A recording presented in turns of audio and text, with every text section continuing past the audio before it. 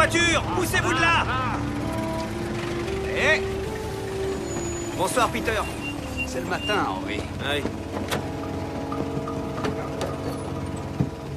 Dundas et McCall Street, s'il vous plaît. Dites donc, j'étais là avant vous. Chauffeur, combien pour aller chez Reggie? Il vous reste une place? Il faut que je fasse un saut au Dancing Horse.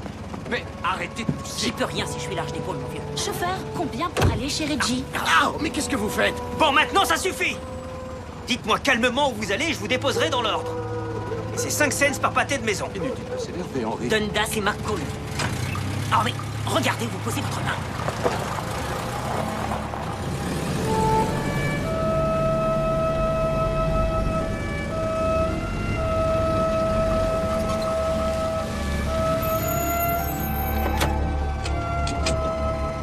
Bonne nuit, madame. Bon, je vous le demande encore une fois. Vous allez où? Monsieur? Un ivrogne. Allez, mon vieux, on se réveille maintenant! Oh non! On passe pas, intervention policière, faites demi-tour.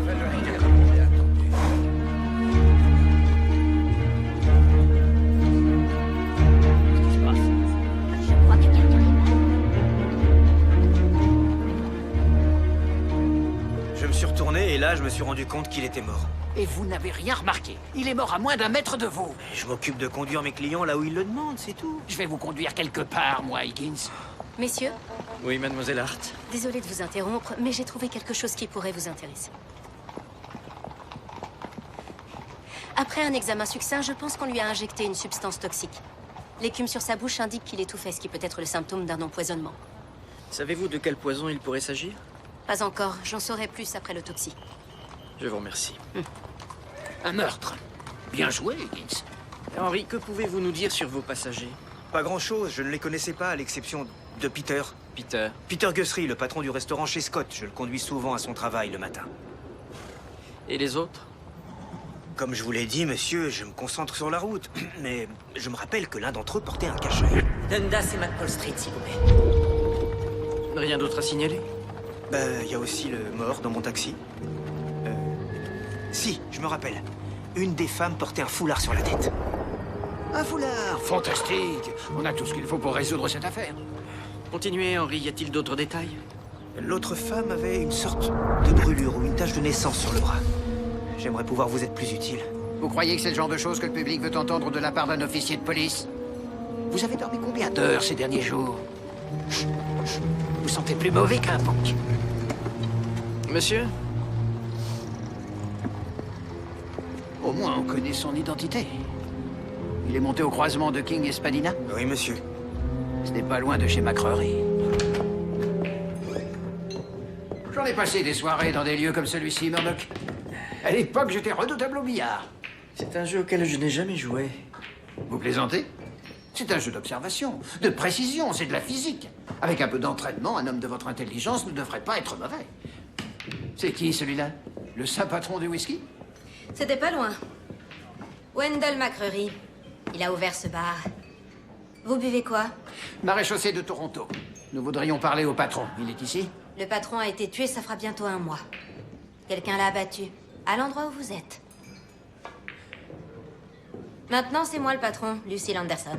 Mademoiselle Anderson, nous enquêtons sur le meurtre de l'homme à qui ceci appartenait. Buckles est mort? Je le crains, oui. Pourriez-vous nous dire s'il était dans votre établissement hier soir? Oui, il était là pratiquement tous les soirs.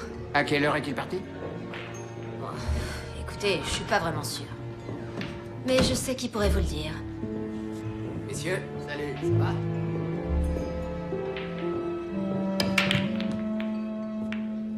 Buckles avait un paquet d'ennemis. Pourtant, je sais pas qui a pu faire ça. Étiez-vous avec Monsieur Buckles hier soir? Oui, jusqu'à environ minuit. Ensuite, je suis allé au Pumpkins sur Bathurst. Monsieur Dillinger, s'est-il passé quelque chose d'inhabituel hier? Monsieur Buckles a-t-il dit ou fait quelque chose qui pourrait faire avancer notre enquête? Pas que je me souvienne, non. On a fait comme à notre habitude. On a plumé un pigeon. Vous escroquez des gens, ça peut nous intéresser. Qui était le pigeon? Digby Pierce, c'est un flambeur. Il est passé hier en se vantant de ce qu'il avait gagné aux courses. Ce crétin nous invitait presque à le plumer. Serait-il possible que Monsieur Pierce ait compris que vous aviez triché et qu'il ait décidé de se venger? Oui, ça se pourrait. Moi, j'ai joué mon rôle et après, je suis parti. Je peux pas trop vous dire. Salut, David. Tu joues? Oui, volontiers. Excusez-moi, mais j'ai un loyer à payer. J'arrive pas à croire que j'ai tout perdu. Encore. Monsieur Pierce, saviez-vous que les joueurs avec qui vous jouiez trichaient? Vers la moitié de la dernière partie, j'ai commencé à dessouler et j'ai compris ce qui se passait. Mais j'avais déjà plus un sou en poche. Vous savez ce qu'on dit? Ça va, ça vient, c'est la vie. Je sais pas quel genre d'idiot dit ça. À quelle heure avez-vous quitté la salle de billard? Je suis plus tout à fait sûr. Peu de temps après la dernière partie. Où êtes-vous allé?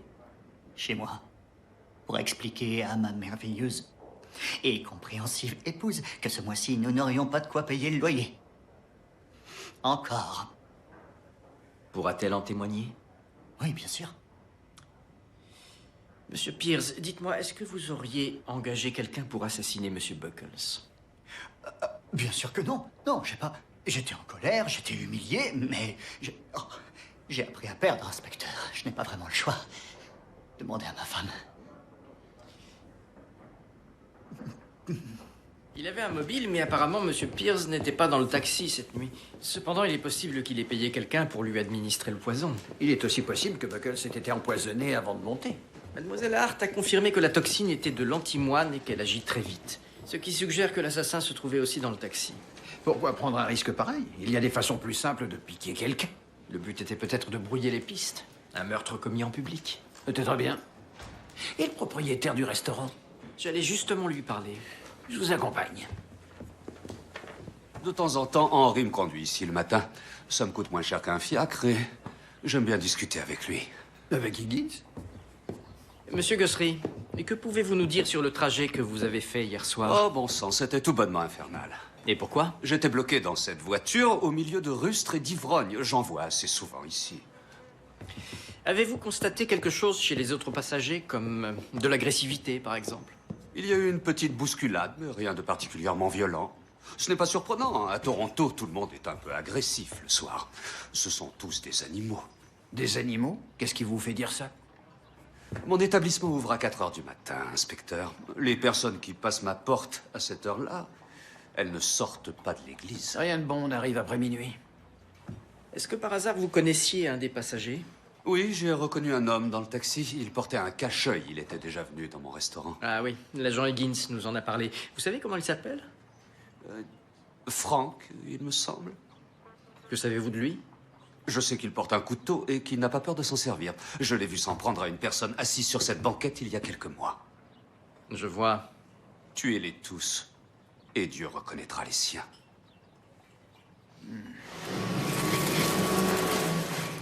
Je ne m'attendais pas à votre visite. Oh, je ne vous dérange pas. Je vous ai vu par la fenêtre et je me suis dit, c'est ce qui se fait entre voisins. Je vous sers une tasse de thé? Bon sang, votre maison est impressionnante. Est-ce qu'il y a de l'écho? Écho! Oui, en effet, c'est très spacieux. Je ne crois pas que je voudrais vivre dans un endroit comme celui-ci, mais chacun ses goûts. Ça ne vous manque pas de ne plus avoir de porte? Où habitiez-vous, vous et Monsieur Huckabee, avant de vous installer ici? À Kingston. Raymond voulait vivre dans un endroit où il fait chaud et nous voilà. Ah, Je plaisante. ça nous fait très plaisir de vous avoir comme voisin. William m'a dit que vous lui aviez apporté de la terrine de canard. Merci beaucoup, il l'a trouvée délicieuse. Votre mari est très bel homme et je ne le quitterai pas des yeux à votre place. En parlant de canard, cette statue, elle représente quel oiseau? Je n'en ai encore jamais vu comme celui-ci. Oh, c'est un pélican. On l'a rapporté de notre voyage en Équateur. Oh, l'Équateur. Nos anciens voisins, les Peters, étaient aussi des voyageurs. Elle collectionnait les salières et les poivrières. Elle en prenait partout où ils allaient. Oh, et vous êtes toujours en contact? Non, ils sont mystérieusement morts. Alors, docteur Ogden. Docteur, c'est encore plus amusant quand on le dit à voix haute. Vous savez, vous pouvez m'appeler Julia. Julia, que diriez-vous de pimenter notre matinée? Oh, Il est encore un peu tôt. À mon avis, plus pour très longtemps.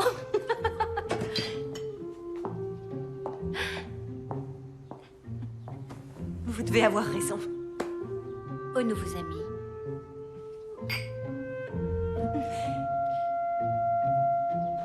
Je ne sais pas comment ça fonctionne, mais ça fonctionne. Il suffit de tripatouiller là-dedans. Oh, Henri, attendez-moi un instant. J'ai quelque chose pour vous. Alors, on se prépare pour un nouveau petit tour en ville? Peut-être que ce soir, quelqu'un se fera tuer sur votre siège avant. Avec un peu de chance, vous vous en rendrez compte. Ce serait affreux. Tada. De cette façon, vous pourrez voir tout ce que les passagers feront dans votre dos. C'est une excellente idée. Comment vous avez pensé à ça? Je n'ai qu'un miroir. Et c'est parfait. Ne l'encouragez pas, Murdoch. Soyez sans crainte. Cette fois, j'ouvrirai l'œil. Ouais, j'en ai assez entendu. Bonsoir et à demain. Henri, êtes-vous sûr qu'il soit raisonnable d'avoir 2 emplois en même temps? Dernièrement, je vous ai trouvé tendu. Je suis seulement un peu fatigué. Oh, je suis complètement épuisé pour être honnête, mais je veux gagner assez pour que Ruth n'ait plus besoin de travailler. Elle a fait tellement de sacrifices. Elle a eu tellement de malchance que c'est vraiment le moins que je puisse faire. Dans ce cas, conduisez prudemment. Ne vous en faites pas, monsieur.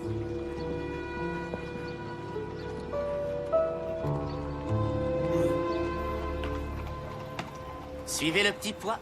Ne le perdez pas des yeux. Il commence au milieu. Alors, où est le petit pois? Tentez votre chance. Celle-là. Oh, dommage. Essayez encore. Il suffit de payer 5 cents. Sous celle-là. Ah, c'est pas votre jour de chance. Retournez à la queue. Ça suffit, messieurs, la partie est terminée. On s'en va. Oh, attendez, il y a une partie en cours. Si vous voulez jouer, vous allez faire la queue. Maréchaussée de Toronto. J'ai dit, on s'en va. Si tu ne veux pas que je te botte les fesses, dépêche-toi de remballer. Pourquoi vous les faites partir? Ça devait payer mon dîner. Tu sais, petit, ils servent de la soupe au pain en cellule ce soir, alors je te conseille de te remuer le derrière.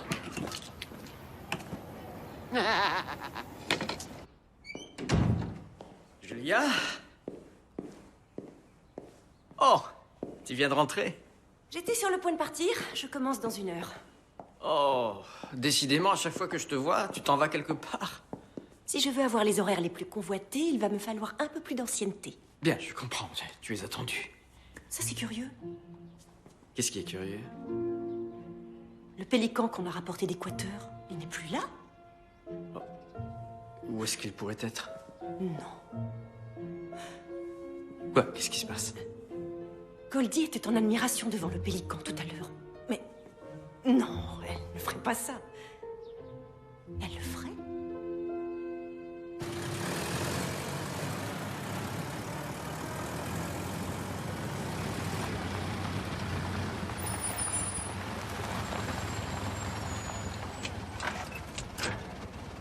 Et voilà, ça fera 40 cents. 40? C'est pas possible, c'est du vol. D'accord, ça va. Faut pas s'énerver. Et voilà.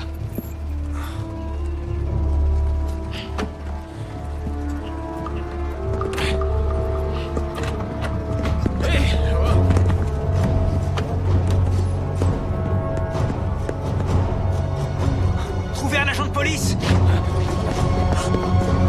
Arrêtez! Maréchaussée de Toronto! Restez où vous êtes! Stop!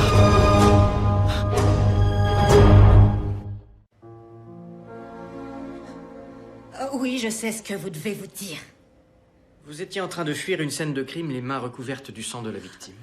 Et on ne parle pas des billets tachés de sang que vous teniez. Je vous jure que je peux tout expliquer. Vous étiez dans un taxi avec Bill Buckles le soir où il a été tué. Mais allez-y, on vous écoute. Attendez, de quoi vous parlez? Oui, j'ai vu que Bill était là, mais on était chacun de son côté. Quelle est votre profession, mademoiselle Chambers? Je suis cartomancienne.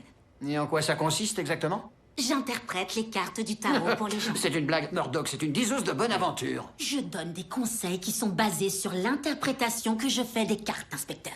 C'est aussi fiable qu'une discussion avec un prêtre. Et c'est comme ça que vous avez connu Monsieur Pierce? Il a été mon client pendant des années. Il voulait toujours des conseils sur les montants qu'il pouvait parier. Est-ce pour ça qu'il était dans votre appartement, pour que vous lui lisiez les cartes? Non, il était venu pour prendre ça. Quand Digby est arrivé chez moi, il était complètement hors de lui. Je lui ai donné l'argent et il est parti. 1 minute après, j'ai entendu des éclats de voix, ça venait du couloir. J'ai ouvert la porte et je l'ai vu se précipiter dans la rue. Il avait plein de sang sur lui. Vous avez vu le tueur? Non, j'ai vu personne.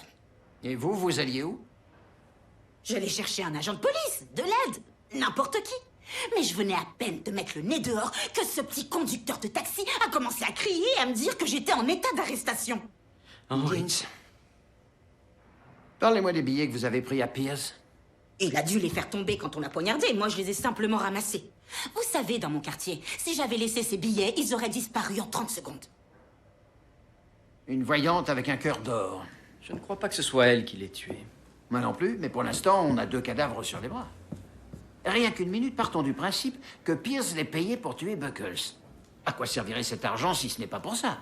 Mais pourquoi tuerait-elle Monsieur Pierce aussi près de chez elle? Il est possible que quand il est venu la payer pour le meurtre, elle l'ait tué pour effacer les pistes, sans réfléchir. On n'a pas trouvé l'arme du crime. Et Henry l'a interpellée aussitôt. Elle n'a pas eu le temps de s'en débarrasser. Elle pourrait l'avoir jeté dans une bouche d'égout. Peut-être. Ou bien peut-être que le lien entre les 2 meurtres n'est pas si évident.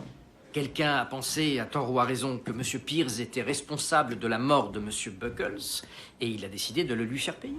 Ce serait un ami de Buckles? Dillinger, le type de la salle de billard? Bon sang, Higgins. Maréchaussée de Toronto, je vous emmène où? Je crois avoir été clair. Si les nuits passées dans votre taxi vous empêchent de faire votre travail correctement, il va falloir choisir ou je le ferai pour vous. Je suis désolé, monsieur. Reposez-vous, Henry. Oui, monsieur. Attendez, vous croyez que je l'ai tué? Vous pensiez peut-être que M. Pierce était responsable de la mort de votre ami. Et c'est moi qui vous ai dit d'aller le trouver. Ce qui est exactement ce qu'il faudrait faire pour ne pas être soupçonné. Demandez à qui vous voulez. J'étais là toute la soirée. Je suis arrivé vers 6 h et j'ai gagné toutes mes parties. Sans Buckles, je vais devoir bosser 2 fois plus pour gagner ma croûte. Selon vous, qui aurait pu vouloir tuer M. Pierce? Je le connaissais pas bien.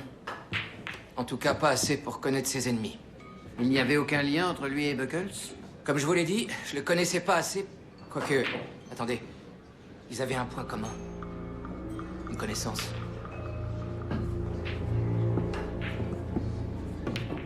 Stuart Manchester. Qui? Manchester. Puis-je savoir qui c'est? Un bookmaker pour des petits paris. Buckles lui devait de l'argent pour un pari fait il y a des mois. Des mois? C'est long pour un bookmaker. Buckles essayait de payer, mais Manchester augmentait les intérêts. Les intérêts, comme pour un emprunt. Oui, merci. Je vois. Il voulait le presser comme un citron. Mais Bill a arrêté de payer. Et vous pensez que M. Manchester aurait voulu se venger? Ça m'étonnerait. Manchester, c'est un froussard. Il accepte uniquement les paris avec des personnes en qui il a confiance. C'est pas son genre de s'en prendre physiquement à quelqu'un. Peut-être que quelqu'un faisait pression sur lui. Est-ce que M. Manchester connaissait M. Pierce? À mon avis, tous les bookmakers le connaissaient.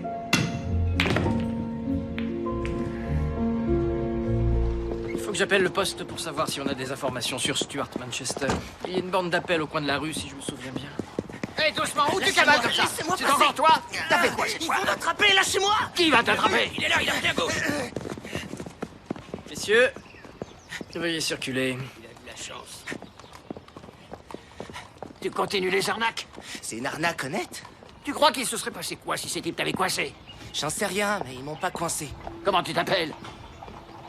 Tim Little. Alors écoute-moi bien, Tim Little. Si jamais j'apprends que tu es mêlé à une escroquerie, à Paris ou je ne sais quelle arnaque, le verdict sera simple, je t'envoie en prison. Est-ce que c'est clair? Oui, c'est clair, c'est très clair. J'ai une seule chose à vous dire. Votre moustache ressemble à une limace poilue. Reviens ici! Monsieur Manchester. Sale petit vaurien. Un casier judiciaire bien rempli, mais uniquement des délits mineurs. Ce n'est pas si rare que ce genre de personne en vienne un jour au meurtre. Oui, vous n'avez pas tort. Non! Ça, c'est l'odeur d'un corps en décomposition. Monsieur Manchester, maréchaussée de Toronto.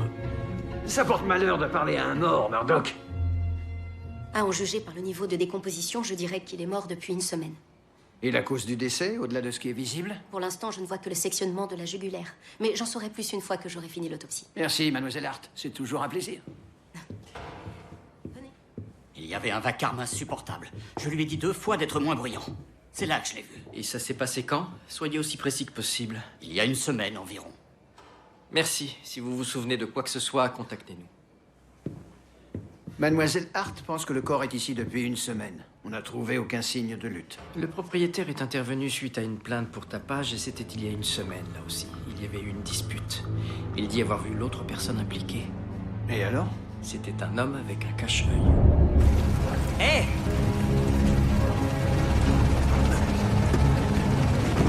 Vous allez où? Au croisement de Borden et Blow.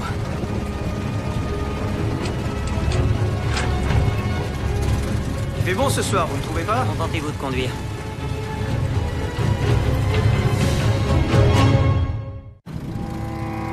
Alors, vous êtes de Toronto?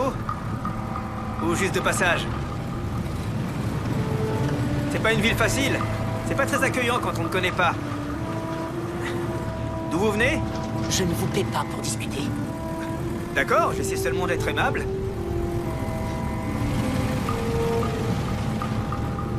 Dites, vous seriez pas déjà monté dans mon taxi?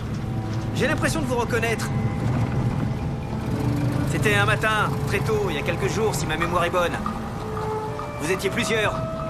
Qu'avez-vous dit? Que je crois vous avoir déjà vu. Vous étiez avec... ce joueur de billard. Ah, vous donnez pas la peine, on est arrivé. Les gars, conduisez tout de suite ce monsieur auprès de l'inspecteur Murdoch. Avec les remerciements de l'agent Henry Higgins Newsom. Ces messieurs vont vous montrer le chemin. Merci d'avoir choisi mon taxi.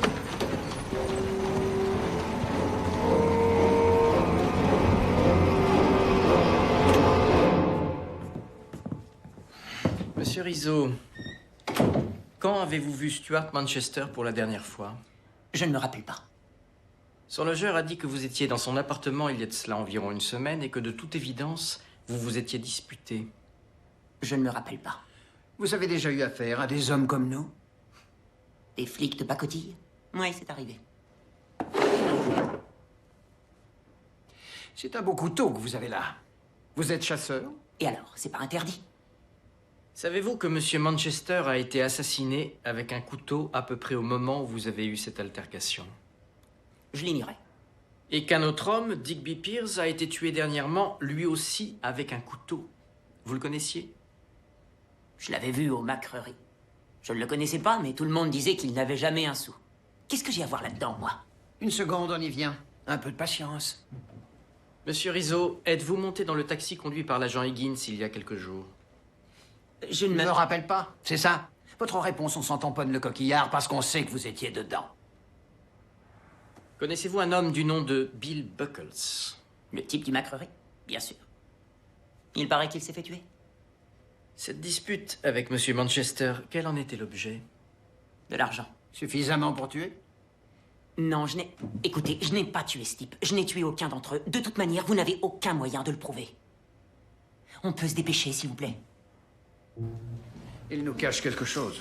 Je pense aussi. Et là encore, il n'y a aucun lien entre les victimes. Monsieur Rizzo et Monsieur Manchester ont eu une altercation il y a environ 1 semaine. Peu après, Monsieur Manchester est assassiné. Et il y a 2 jours, quelqu'un injecte du poison à Bill Buckles dans un taxi rempli de passagers. Ils n'avaient aucun lien avec Rizzo, si ce n'est qu'ils étaient sur le même siège. Et le lendemain, Monsieur Pierce se fait poignarder en sortant de chez Donna Chambers. Et à ce que je sache, Frank Rizzo n'a pas non plus de lien avec Monsieur Pierce. Mais quel est le point commun à toutes ces personnes? Pour commencer, ce sont tous des oiseaux de nuit. Et ils se connaissaient tous plus ou moins. Rizzo a dit qu'il les connaissait comment? De la salle de billard Macrerie. Je crois me rappeler que la femme à qui appartient dorénavant la salle a dit que l'ancien propriétaire avait été tué. Exact. Le dossier de cette affaire pourrait certainement nous aider. Je vais demander à Higgins de trouver le nom de l'inspecteur qui a mené l'enquête. Macrerie est sous la juridiction du poste 1.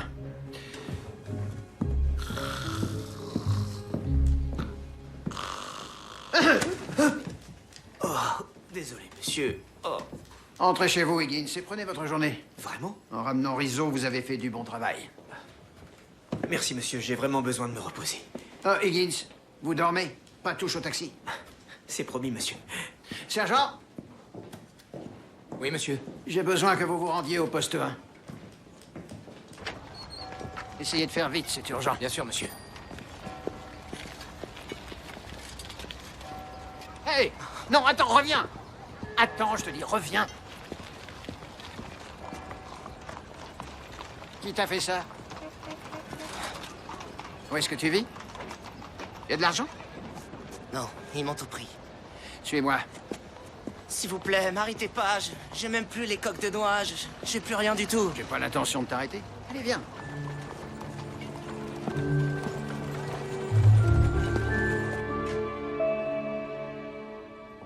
Ce serait merveilleux que nous prenions l'habitude de ces petites visites. Oui, je suis tout à fait d'accord. Quelque chose ne va pas? Oh, non. Non, ce n'est rien. Qu'y a-t-il? N'ayez pas peur, nous sommes amis, Julia. Eh bien, ma question pourrait paraître curieuse, mais je me demandais si vous sauriez ce qui est arrivé à notre statue de pélican hier. Votre statue de pélican? Celle qui vient d'Équateur. Elle a disparu. Oh, ça alors? Non, je regrette, je n'en ai aucune idée. Je peux savoir pourquoi vous me demandez ça? Je me suis dit que vous pourriez l'avoir prise par erreur. L'avoir prise? Oui, elle aurait pu tomber dans votre sac à main. Tomber?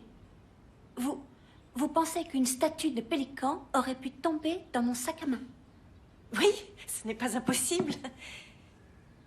Je ne veux pas insinuer que ce serait vous. Vous ne le voulez pas, mais c'est pourtant ce que vous faites. Il fallait que je vous demande. Et moi qui croyais que vous étiez là parce que vous vouliez passer du temps avec moi. Je regrette. Je ne voulais pas vous offenser. Je ne sais pas où est passé votre pélican. Si vous permettez, j'aimerais être un peu seule. Docteur? Bien sûr. Inspecteur Murdoch, j'ai vu votre photo dans les journaux, je vous reconnaîtrai entre mille. Inspecteur Babcock, je suis du poste 1. Merci d'être venu, inspecteur. Et nous enquêtons sur une série de meurtres qui sont peut-être liés à une affaire que vous avez traitée il y a quelques semaines. Oui, l'affaire McCrory, je suis au courant. Savez-vous qui aurait pu commettre ce meurtre? Connaissez-vous le mobile? J'aimerais vous aider. Ceux qui étaient là ont refusé de témoigner. J'ai pris leur nom, mais ça s'est passé comme toujours à Toronto. Tout le monde ne pense qu'à soi. Ils ne veulent pas prendre le risque de témoigner contre quelqu'un. C'est ce qui a mis un terme à votre enquête. Sans personne pour témoigner, l'affaire a été classée sans suite. McCrory, le propriétaire de l'époque, était joueur. Il avait sûrement des dettes. Malheureusement, c'est tout ce que je sais. Je vois. Avez-vous apporté vos notes comme je vous l'ai demandé? Il y a trop peu de détails dans le dossier. Vous verrez, j'ai marqué les pages, mais tout a été consigné. Sans témoin, je ne pouvais pas résoudre l'affaire. Merci. Est-ce que vous avez déjà des pistes? Nous avons un suspect en garde à vue, Frank Rizzo. Rizzo? Je sais que ça va vous décevoir, mais ça peut pas être lui. Vous en êtes certain? Vous le croyez coupable du meurtre de Pierce, c'est ça? Oui, entre autres. Pierce a été tué il y a 2 jours. À ce moment-là, Frank était chez nous en cellule. Ébriété sur la voie publique. Je le sais, c'est moi qui l'ai arrêté. Donc ce n'est pas lui. Désolé, je n'aime pas annoncer les mauvaises nouvelles. Ce n'est rien, je vous remercie. Et je vous rends ceci dès que possible. Bon, prenez votre temps. Je vous l'avais dit. Dehors, fichez le camp avant que je ne change d'avis.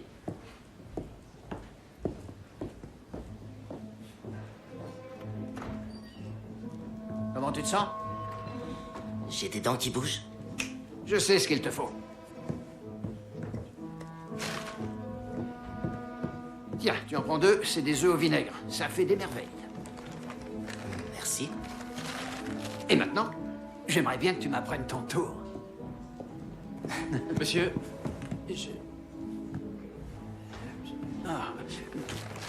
Je te les confie.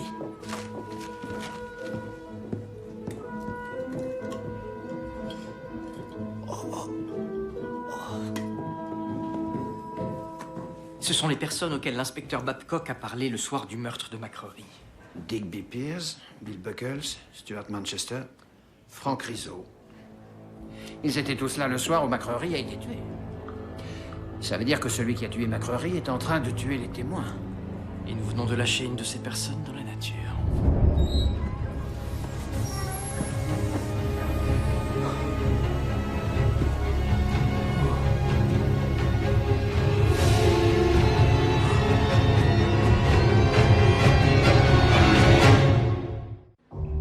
Comme pour Pour les autres, je ne peux pas vous en dire plus que ce que vous voyez.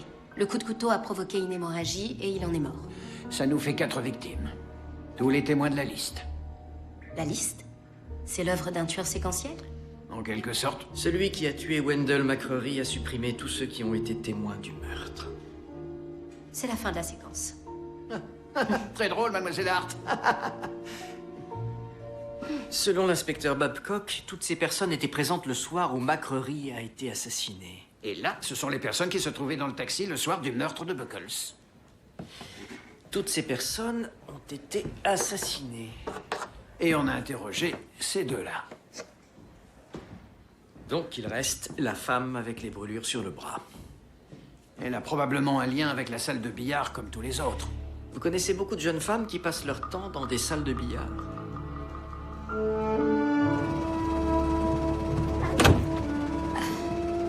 Au McCrory, s'il vous plaît. Vous passez une bonne soirée?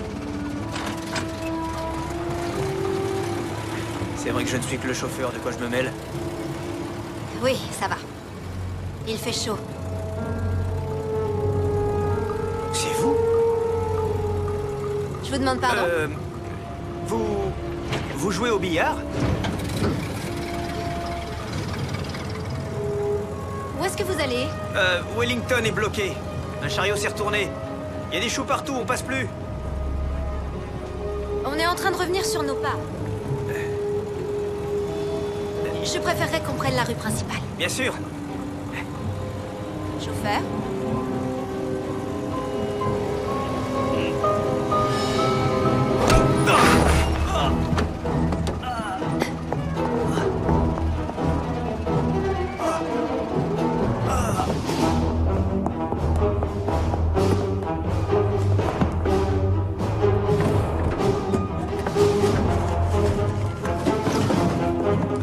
Mademoiselle Anderson, nous aurions quelques questions.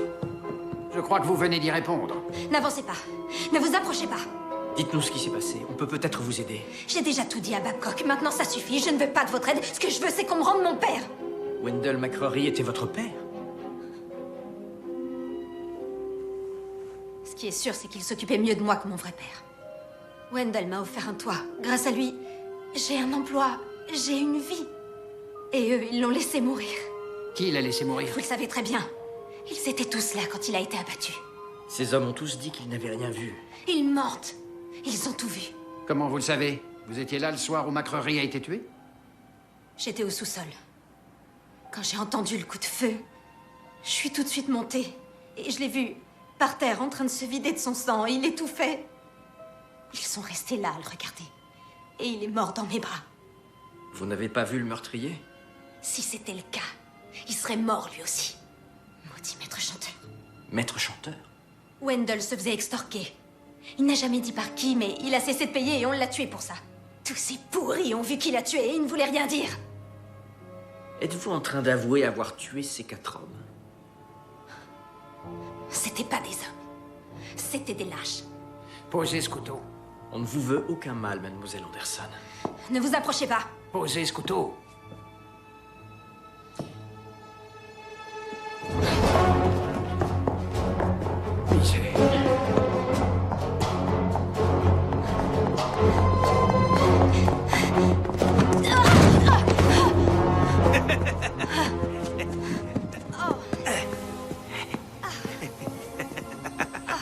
Bien joué, Henry. Monsieur, je l'ai vu arriver dans le miroir. Ah! On y va tout de suite. Alors, Doc, comment va notre ange vengeur ce matin? Oh, mademoiselle Anderson a tout avoué. Les agents sont en train de la préparer pour son transfert. Et la vérité vous rendra libre. Beau travail, inspecteur. Désolé de vous interrompre. Inspecteur Babcock. J'avais hâte que vous me racontiez ce qui s'est passé. Après tout, ces meurtres étaient en lien avec mon affaire. Il semblerait que mademoiselle Anderson ait tué ces 4 personnes dans le but de les punir pour avoir... non, ne pas avoir porté secours à monsieur McCrory. Je n'aurais jamais cru ça d'elle.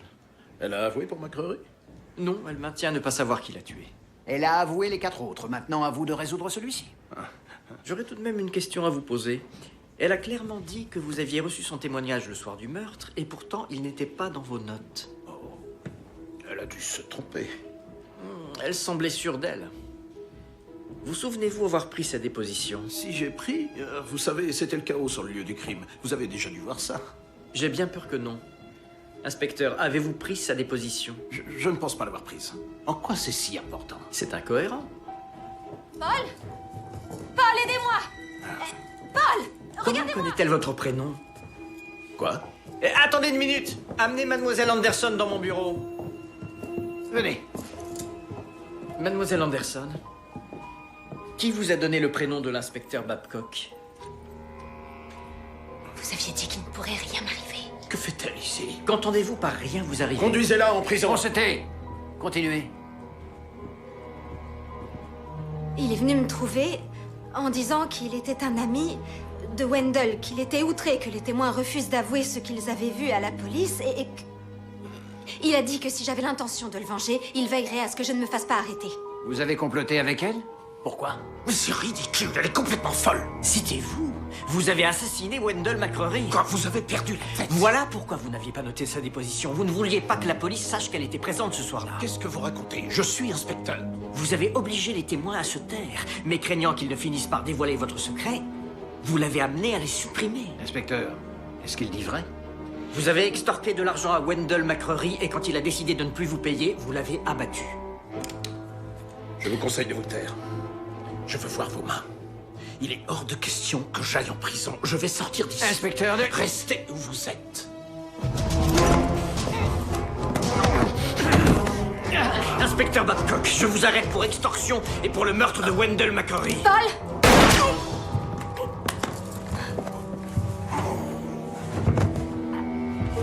Dites au diable que je vous rejoindrai bientôt. Higgins, j'ai trouvé une solution pour que vous gardiez vos 2 emplois. C'est bien ce que vous voulez? Bonjour. Oui. Oui, c'est ce que je veux, monsieur. Henry Higgins, voici Tim Little. Salut, Henry. Je ne suis pas sûr de bien comprendre. Tim travaillera pour vous comme chauffeur. Vous fractionnerez vos horaires. Oui, ça me plairait, mais je n'ai pas les moyens de me payer un employé. Nom d'un chien, servez-vous de votre tête, Higgins. Il vous donnera une partie de ce qu'il gagne, vous définirez un pourcentage et il gardera le reste pour lui. Mais est-ce qu'il sait seulement... Est-ce que tu sais conduire une voiture? Bon, à vrai dire, non. Ça va, il voit au-dessus du volant. Vous avez vu sa taille? C'est tout ce dont il a besoin pour conduire ces fichues machines. Je vais peut-être lui donner une leçon ou deux. Ah bien, c'est réglé. Je vous laisse faire connaissance. Je vais faire chauffer de l'eau. Quel âge tu as? Pour être honnête, je suis pas vraiment sûr. Je dirais 15 ans. C'est possible. Oui, je pense que j'ai 15 ans. 15 ans.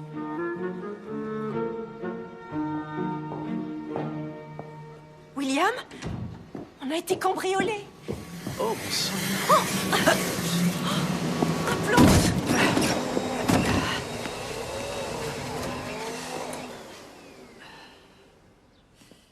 Le capteur doit avoir un dysfonctionnement. La maison est sans dessus-dessous. Je ne sais pas ce qui a pu se passer. William, tu crois qu'il aurait pu aspirer le pélican? Tu peux regarder si les morceaux sont dedans. Oh, je suis désolé, je l'ai vidé ce matin, je n'ai rien gardé.